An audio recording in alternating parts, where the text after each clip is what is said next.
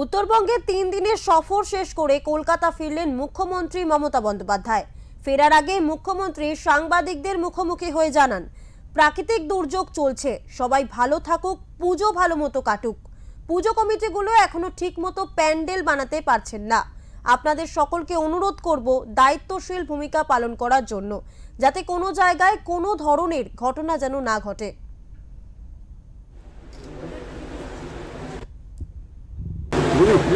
সব ভালো থাক, শান্ত থাক।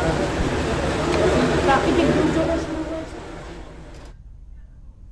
এখনো প্যান্ডেলও করতে পারছেন এই অবস্থা।